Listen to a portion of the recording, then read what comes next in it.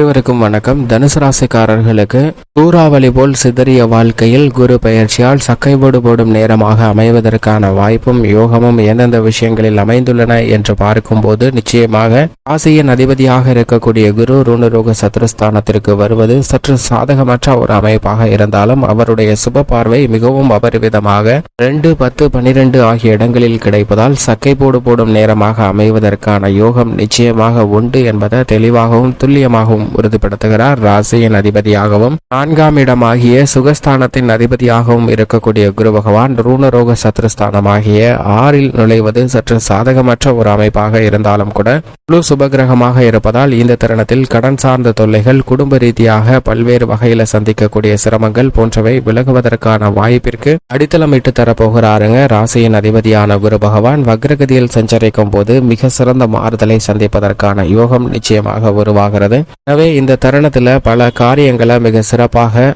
கையாளுவதோடு மட்டுமல்லாது சிறந்த அனுபவம் கிடைத்து சக்கைபோடு போடும் நேரமாக மாற்றிக்கொள்வதற்கான வாய்ப்பு தனுசு ராசிக்காரர்களுக்கு நிச்சயம் உருவாகிறது என்பதில் சந்தேகமே இல்லை. சூறாவளி போல் சிதறிய வாழ்க்கையில் முழு சுபகிரகமாக இருக்கக்கூடிய குருவின் பயிற்சி காரணமாக ஏப்ரல் 15ஆம் தேதி முதல் சக்கைபோடு போடும் நேரமாக அமைவதற்கான வாய்ப்பும் சாத்தியக்கூறுகளும் எந்தெந்த விஷயங்களில் மிகவும் நிறைவாக உள்ளன என்று பார்க்கும்போது முழு சுபகிரகமாக இருக்கக்கூடிய குரு அது நட்பு கிரகமாக இருக்கக்கூடிய செவ்வாயின் ஆட்சி வீடான மேசராசியிலிருந்து பகை கிரகமாக இருக்கக்கூடிய சுக்கிரனின் ஆட்சி வீட்டிற்குள் நுழைந்தாலும் கூட இந்த தருணத்தில் சூறாவளி போல் சிதறிய வாழ்க்கையில் நிச்சயமாக சக்கைபோடு போடும் நேரமாக அவருடைய சஞ்சார அமைப்போ அல்லது சுப பார்வையோ நிறைந்த பலனை ஏற்படுத்தி கொடுக்கக்கூடிய ஒரு சிறந்த தருணமாக அமைய போகிறது என்பதை தெளிவாக உறுதிப்படுத்துகிறாருங்க. ஏனென்றால் பொதுவாகவே குரு பகவான் ஒருவருடைய ஜாதக அமைப்பில் 2, 5, 7, 9 மற்றும் 11 ஆகிய இடங்கள்ல அபரிவிதமான வளர்ச்சியையும் செல்வ செழிப்பையும் முன்னேற்றத்தையும் நிறைந்து கொடுக்கக்கூடிய ஒரு முழு சுப கிரகமாக நவகிரகங்களிலே வலிமை பெற்றவராக பார்க்கப்படுகிறாருங்க. அப்படிப்பட்டவர் அது பகை கிரகத்தின் ஆட்சி வீடான ரிஷபராசிக்குள் நுழைந்தாலும் நல்ல பலன் உண்டு. ஏனென்றால் சுக்கிரன் அவரை நட்பு கிரகமாக அதாவது சகம கிரகமாக பார்க்கிறாருங்க. எனவேதான் இந்த தருணம் என்பது நிச்சயமாக மிகப்பெரிய மாற்றத்திற்கு வித்திடக்கூடிய ஒரு தருணமாக அமைகிறது என்பதை தெளிவாகவும் முக்கியமாகவும் உறுதிப்படுத்துகிறார். உதாரணமாக ஒரு 2 குழந்தைகள் ஒரே மாதிரியான குணங்களை கொண்ட குழந்தைகள் ஒரு பள்ளியில் படித்து வருகின்றன. தங்களுடைய பள்ளி படிப்பை முடித்ததற்கு பிறகு உயர்கல்வியில் இருவரும் தாங்கள் விரும்பிய பாடப்பிரிவினை ஒன்றாக சேர்ந்து படிக்கின்றனர். இருவருடைய அறிவாற்றலும் சற்று சமபலம் பெற்றதாக தான் பார்க்கப்படுகிறது. ஆனால் இவர்களுடைய செயல்பாடுகளில் சின்ன சின்ன மாற்றம் இருக்கலாம். ஏனென்றால் ஒருவர் மிக வேகமாகவும் துடிப்பாகவும் பேசக்கூடிய ஆற்றல் பெற்றவர், மற்றொருவர் நிதானமாக பொறுமையாக செய்யக்கூடியவர். ஆனால் இருவருடைய திறமையும் சமமாக உள்ள ஒன்றாக தான் பார்க்கப்படுகிறது. இப்படிப்பட்ட 2 நபர்களும் தங்களுடைய கல்லூரி படிப்பையும் முடித்து உயர்கல்வியையும் முடித்து வேலை வாய்ப்பிற்காக செல்கின்றனர். வேலை வாய்ப்பிற்காக செல்லும் போது இருவரும் ஒரே நிறுவனத்தில் விண்ணப்பிக்கின்றனர். அந்த விண்ணப்ப பூர்த்தி செய்யப்பட்டு தேர்வு நாளானது ஒரே நாளில் வருகிறது. இருவருடைய மதிப்பெண்ணும் ஏறத்தாழ கிட்டத்தட்ட ஒரே மதிப்பெண்ணாக அமைகிறது. சமபலம் பொருந்தியதால் இருவரும் நேர்முக தேர்வுக்கு அழைக்கப்படுகின்றனர். மிகவும் வேகமாக பேசக்கூடிய ஆற்றல் பொருந்திய அந்த நபர் என்னுடைய எடுத்துக்காட்டுதல் பிரசன்டேஷன் ஸ்கில்ல மிகவும் வலுவாக வெளிப்படுத்துகிறாருங்க. அப்போது அவருக்கு அந்த வேலை வாய்ப்பு வழங்கப்படுகிறது. மற்றொரு நபருக்கு இந்த வேலை வாய்ப்பானது நிராகரிக்கப்படுகிறதுங்க. இதனால் மனமுடைந்து போகக்கூடிய அந்த நபருடைய வாழ்வில் சூறாவளி போல் பொருளாதார ரீதியான சிக்கல்கள் பலவற்றை சந்திக்கிறார். எனவே மனம் உடைந்து துவண்டு போகக்கூடிய அந்த நபர் வேறு நிறுவனங்களிலும் வேறு வேறு துறை சார்ந்த பணிகளிலும் விண்ணப்பம் செய்கிறார். அங்கும் அவருடைய விண்ணப்பமானது நிராகரிக்கப்பட்டு தோல்வியை சந்திக்கிறாருங்க. இப்படி தொடர் தோல்வியை சந்தித்து வந்த அந்த நபர் மனம் உடைந்து துவண்டு போகவில்லை. என்றால் தன்னுடைய திறமை என்றாவது ஒரு நாளைக்கு நமக்கு மிகப்பெரிய அளவுல வாய்ப்பை தேடித்தரும் என்று உணர்ந்த அந்த நபர் தன்னுடைய கல்வி அறிவை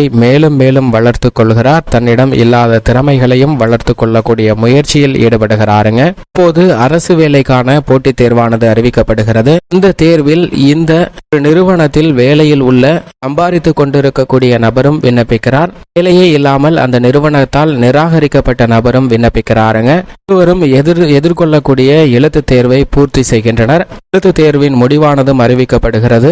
இந்த முடிவில் அதிக மதிப்பெண்ணுடன் அந்த வேலைக்கு நிராகரிக்கப்பட்ட நபர் வெற்றி பெறுகிறாருங்க. இதை பார்த்து நிறுவனத்தில் வேலை கிடைத்தது என்ற மகிழ்ச்சியில் இணைந்த அந்த நண்பர் கூட சற்று வருத்தம் கொள்கிறார். ஏனென்றால் அவருக்கு அந்த வேலை அந்த சமயத்தில் கிடைத்ததால் அவரால் இந்த போட்டித் தேர்வுல முழுமையாக கவனம் செலுத்த முடியாமல் போயிற்று. ஏனென்றால் பல பணி சுமைகள் அதை முழுமையாக இந்த போட்டித் தேர்வுக்கு தயார் செய்வதற்குரிய ஒரு சூழ்நிலையை ஏற்படுத்தி கொடுக்கவில்லை என்பதுதான் யதார்த்தமான உண்மை. ஆனால் இதன் காரணமாக அவருடைய திறமை அங்கு வெளிக்கொணர முடியாமல் போயிற்று. ஆனால் இந்த நிறுவனத்தில் வேலை வாய்ப்பு நிராகரிக்கப்பட்ட அந்த நபர் தன்னுடைய முழு திறமையும் வெளிப்படுத்தியதால் அந்த அரசு வேலைக்கு நிரந்தர அரசு வேலையில் இணையக்கூடிய தகுதியை பெற்று அந்த வேலை வாய்ப்பையும் பெற்று நிரந்தர வருமானத்தை பெறுகிறாருங்க. ஆனால் தனியார் துறையில் ஒரு பெரிய நிறுவனத்தில் வேலைக்கு சேர்ந்த அந்த நபருக்கோ எப்போது வேண்டுமானாலும் சிக்கல்கள் வரலாம். தற்போதைக்கு மகிழ்ச்சியாக இருந்தாலும் கூட கொரோனா காலகட்டம் போன்று ஏதாவது சிக்கல்கள் வரும்போது சம்பளம் இல்லாமலோ அல்லது பாதியாகவோ குறைவதற்கான வாய்ப்பு உருவாகிவிடும். ஆனால் நிரந்தர அரசு வேலை வாய்ப்பை பெற்ற அந்த நபருக்கு அது போன்ற சிரமம் எதுவுமே இல்லைங்க.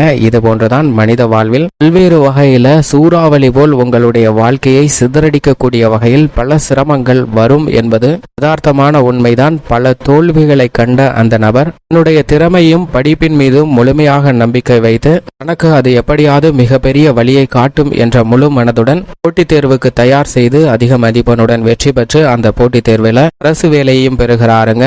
அவருக்கு சக்கை போடும் நேரமாக மாறுகிறது. அதே போன்றுதான் குரு மிக வலுவாக சுகங்களை அள்ளித்தரக்கூடிய சுக்கிரனின் ஆட்சி வீட்டில் அமர்ந்திருப்பதால் நிச்சயமாக இந்த தருணத்தை சக்கை போடும் நேரமாக மாற்றிக் கொடுப்பதற்கான வாய்ப்பை அவருடைய சஞ்சார அமைப்பும் சுப பார்வையும் மிக தெளிவாகவும் துல்லியமாகவும் உறுதிப்படுத்துகிறது. இதை உணர்ந்து கொண்டு செயல்பட்டாலே போதும் மிகப்பெரிய அளவில் முன்னேற்ற வாய்ப்புகள் நிறைந்து கிடைக்கும் என்பதில் சந்தேகமே இல்லை. குரு பகவான் தனது பார்வையில் பகை கிரகமாக இருந்தாலும் கூட சுக்கிரனின் பார்வையில் சமகிரகமாக இருப்பதால் அவருடைய சஞ்சார அமைப்பை எண்ணியோ அல்லது சூழ்நிலைகளை எண்ணியோ வருத்தப்பட வேண்டிய அவசியமில்லை. ஏனென்றால் முழு சுபகிரகமாக இருக்கிறார். அவரின் பார்வையில் சூரியன், சுக்கிரன், செவ்வாய், சனி, ராகு, கேது என்ற கிரகநிலைகள் நட்பு கிரகமாகவும் சமகிரகமாகவும் பார்க்கப்படுகின்றன. ஆனால் புதன் மற்றும் சுக்கிரனை மட்டும்தான் பகை கிரகமாக பார்க்கிறார். ஆனால் புதன் மற்றும் சுக்கிரனின் பார்வையில் மிகவும் வலுவாக குரு பகவான் சமகிரகமாக பார்க்கப்படுகிறாருங்க. இது ஒரு சிறப்பான அமைப்பாக பார்க்கப்படுகிறது. அதிலும் குறிப்பாக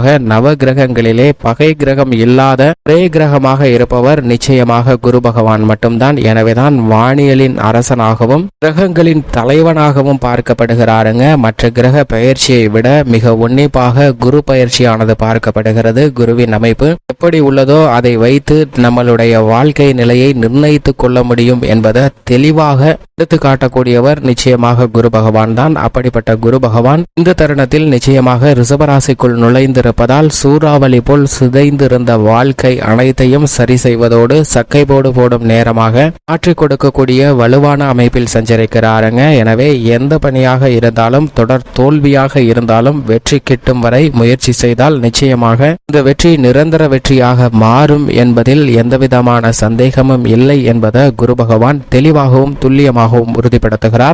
தனுசு ராசிக்காரர்களின் குடும்ப சூழ்நிலையை பொறுத்த வரைக்கும் ராசியின் அதிபதி 6ற்கு மாறியிருப்பது அவ்வளவு சாதகமற்ற ஒரு அமைப்பாக இருந்தாலும் கூட இந்த தருணத்தில் மிக வலுவாக சனி 3ஆம் இடமான சகாயஸ்தானத்தில் வலுவாக சஞ்சரிக்கிறாருங்க. இது முன்னேற்றத்திற்கு வித்திடக்கூடிய ஒரு சிறந்த அமைப்பாக பார்க்கப்படுகிறது. சனி 3இல் இருப்பது பல்வேறு வகையில் ஏற்படக்கூடிய சிரமங்களை விலக்கி நன்மை நிறைந்த ஒரு அமைப்பாக மாற்றுகிறது என்பதை தெளிவாகவும் துல்லியமாகவும் உறுதிப்படுத்துகிறாருங்க. ராசியின் அதிபதியான குரு 6இல் நுழைந்தாலும் கடன் சார்ந்த தொல்லைகள் உள்ளிட்ட பல விஷயங்கள் சிறப்பாக மாறுவதற்கான வாய்ப்பு உண்டு. ஏனென்றால் குரு பகவான் தனது சுப பார்வையை விரயஸ்தானத்தில் அதீதமாக செலுத்துகிறார். எனவே வீண் நிறைய செலவுகள் கட்டுக்குள் வருவதோடு சேமிப்பதற்கான சாத்தியக்கூறுகளும் நிறைந்து கிடைக்கிறதுங்க. எனவே சேமிப்பதற்கான சாத்தியக்கூறுகள் உருவாகக்கூடிய இந்த தருணத்தில் புதிதாக பல சொத்துக்கள் வாங்குவதற்கான யோகம் நிறைந்து கிடைக்கிறது. கடன் வாங்க வேண்டிய ஒரு சூழ்நிலை ஏற்பட்டாலும் அவற்றை சிறப்பாக கையாளுவதற்கான வாய்ப்பு நிச்சயமாக கிடைக்கிறதுங்க. ஆரோக்கிய தொல்லைகள் வெகுவளவில் குறைகிறது. இந்த தருணத்தில் குரு வக்ரகதியில் திரும்பும் போது நீங்கள் எதிர்பாராத குடும்ப சூழ்நிலையில திருப்திகரமான மகிழ்ச்சி ஏற்படுவதற்கான வாய்ப்பும் பல்வேறு வகையில சுப நிகழ்வுகளை மிக சிறப்பாக செய்வதற்கான யோகமும் கிடைக்குதுங்க. நல்ல வரன் கிடைத்து திருமண பாக்கியம் அமைவதற்கான யோகம் நிச்சயமாக தனுசு ராசிக்காரர்களுக்கு உண்டு. உத்தராகாரராக இருக்கக்கூடிய குரு பகவானின் அமைப்பால் குரு பகவான் மிக சிறப்பாக 6ற்கு சென்றாலும் கூட குழந்தை பாக்கியம் நிறைந்து கிடைக்கும். அதில் எந்த விதமான தடையும் உருவாகாது. குடும்பத்தில் ஏற்படக்கூடிய சிறு சிறு பிரச்சனைகளும் உடனடியாக தீர்க்கப்பட்டு மனதிற்கு நிம்மதி கிடைப்பதற்கான வாய்ப்பு நிச்சயமாக உண்டுங்க. ஆரோக்கிய தொல்லைகள் வெகுவளவில் குறையும். பொருளாதார ரீதியான பாதிப்புகள் நிச்சயமாக விலகக்கூடிய ஒரு தருணமாக பார்க்கப்படுகிறது. உத்தியோக ரீதியாக சனி பகவானின் கட்டுப்பாட்டில் தொழில்துறை, வியாபாரத்துறை, உத்தியோகம் சார்ந்த பணிகள் இருக்கின்றன. சனி மிக வலுவாக தைரியஸ்தானத்தில் வீற்றிருப்பதால் உத்தியோக ரீதியாக எப்பேற்பட்ட சிரமங்கள் ஏற்பட்டாலும் அவை அனைத்தையும் தவிடுபடியாக்கி நல்ல முன்னேற்றம் நிறைந்த ஒரு தருணமாக மாற்றிக்கொள்வதற்கான யோகம் உண்டு. அது மட்டுமல்லாது நீங்கள் எதிர்பார்க்கக்கூடிய ஊதிய உயர்வு, பதவி உயர்வு உள்ளிட்ட பல சலுகைகள் நிறைந்து கிடைக்கக்கூடிய இனிமையான தருணமாக பார்க்கப்படுகிறது. உடலில் ஏற்படக்கூடிய சோர்வு, அசதி நீங்கி பணியில் உற்சாகம் என்பது நிறைந்து கிடைக்கக்கூடிய ஒரு தருணமாக பார்க்கப்படுகிறது. தொழில்துறை, வியாபாரத்துறையில் மிக சிறந்த வளர்ச்சி நிச்சயமாக கிடைக்கக்கூடிய ஒரு சிறப்பான தருணமாக அமைகிறது என்பதை குரு பகவானின் சுப பார்வையும் உறுதிப்படுத்துகிறது. ஏனென்றால் குரு பகவான் 10ஆம் இடமான தொழில் ஸ்தானத்தை மிகவும் வலுவாக பார்க்கிறாருங்க. குருவின் சுப பார்வை 10ஆம் இடமாகிய தொழில் ஸ்தானத்தில் படிவதால் இந்த தருணத்தில் நீங்கள் எதிர்பார்க்கக்கூடிய அரசாங்க சலுகைகள் உட்பட பல்வேறு விதமான நன்மைகள் உங்களுடைய தொழில் ரீதியான விஷயங்களில் கிடைக்கும். மானியம், பரிசலுகை மற்றும் புதிதாக அனுமதி என அனைத்துமே மிக சிறப்பான முறையில் அமைவதற்கான யோகமும், அது மட்டுமல்லாது புதிய ஆர்டர்கள், ஒப்பந்தங்கள் மனதிற்கு நிறைவை ஏற்படுத்தி கொடுக்கக்கூடிய வகையிலும் பல மடங்கு லாபத்தை உருவாக்கி கொடுக்கக்கூடிய வகையிலும் நிச்சயமாக அமைவதற்கான யோகம் உண்டு என்பது 6ஆம் இடத்திற்கு சென்றாலும் குரு, சனி மற்றும் ஆகிய 2 கிரக நிலைகளும் இணைந்து உறுதிப்படுத்துகின்றன. எனவே இந்த தருணத்தில் புதிய பிரச்சனைகள் ஏற்பட்டாலும் அவற்றை எளிதாக சமாளிக்க முடியும். கலைத்துறை ரீதியான பணிகளில் வெற்றி மீது வெற்றி வரக்கூடிய ஒரு இனிமையான தருணமாகவும் வருமானம் திருப்திகரமாக அமைவதற்கான யோகமும் நிச்சயமாக உண்டு. ஆடம்பர வீண் விரய செலவுகள் நிச்சயமாக கட்டுக்குள் வருங்க. நீங்கள் எதிர்பார்க்கக்கூடிய கலைத்துறை ரீதியான புகழ்பெற்ற நிறுவனங்களுடன் ஒப்பந்தம் மிக சிறப்பாக கையெழுத்தாகும். இந்த தருணத்தில் கலைத்துறை ரீதியான உங்களது படைப்புகள் எதுவாக இருந்தாலும் அவை மக்கள் மத்தியில் மிகப்பெரிய அளவில் சிறந்த வரவேற்பு பெறக்கூடிய ஒரு தருணமாக அமைகிறது. அரசியல் சார்ந்த பணிகள் அனுகூலமாக நடைபெற்றாலும் கூட சில விஷயங்கள்ல மறைமுகமான சூழ்ச்சிகளும் தந்திரங்களும் உங்களுக்கு எதிராக செய்வதற்கான வாய்ப்பு உண்டு. எனவே தனுசு ராசிக்காரர்கள் எதை செய்தாலும் ஒரு முறைக்கு இருமுறை யோசித்து நிதானமாக அரசியல் சார்ந்த பணிகளில் ஈடுபட வேண்டிய ஒரு தருணமாக அமைந்துள்ளது என்பதை குரு தெளிவாக உறுதிப்படுத்துகிறாருங்க. குழப்பங்கள் மனதில் ஏற்பட்டாலும் கூட அவற்றிற்கு தெளிவு கிடைக்க முடியாத ஒரு சூழ்நிலை ஏற்படலாம். சற்று கவனம் தேவை. மாணவரின் கல்வியை பொறுத்த வரைக்கும் நல்ல முன்னேற்றம் உண்டு. எதிர்பார்த்தபடி உயர்கல்வியும் சிறப்பாக அமையும். விவசாயம் சார்ந்த பணிகளில் குரு பகவான் மிக சிறப்பான முன்னேற்றத்தை நிச்சயமாக ஏற்படுத்தி கொடுக்க போகிறாருங்க. விளைச்சலும் வருமானமும் அதிகரிக்கும். ஆனால் கடினமாக உழைக்க வேண்டிய ஒரு தருணமாக தனுசு ராசிக்காரர்களுக்கு நிச்சயமாக பார்க்கப்படுகிறது என்பதை தெளிவாக எடுத்து காட்டுகிறாருங்க. பெண்மணிகளை பொறுத்த வரைக்கும் குரு 6இல் சென்றிருப்பது குடும்ப ரீதியாக சில நன்மைகளை ஏற்படுத்தினாலும் கூட உடல் ரீதியாக சில ஆரோக்கிய தொல்லைகளை சந்திப்பதற்கான வாய்ப்பு உண்டு. எனவே நிதானத்துடன் பெண்மணிகள் நடந்து கொள்ள வேண்டும். மட்டுமல்லாது எதிர்பாராத வீடு மாறுதல் உள்ளிட்ட சில மாறுதல்களை சந்திப்பதற்கான வாய்ப்பு இருப்பதால் விழிப்புணர்வுடன் செயல்பட்டால் நல்ல பலன் நிறைந்து கிடைக்கும். மேலும் இந்த தருணத்தை சாதகமாக மாற்றிக்கொள்ள தனுசு ராசிக்காரர்கள் நிச்சயமாக குரு பெயர்ச்சி துவங்கி முதல் 3 மாதம் வரை வாரத்தில் வியாழக்கிழமை விரதம் இருந்து அருகாமையில் உள்ள குரு பகவான் அல்லது நவகிரக சன்னதி சென்று தீபமேற்றி வழிபாடு செய்யுங்கள். நீங்கள் எதிர்பார்க்கக்கூடிய நல்ல பலன் நிறைந்து கிடைக்கும். தனுசு ராசிக்காரர்களுக்கு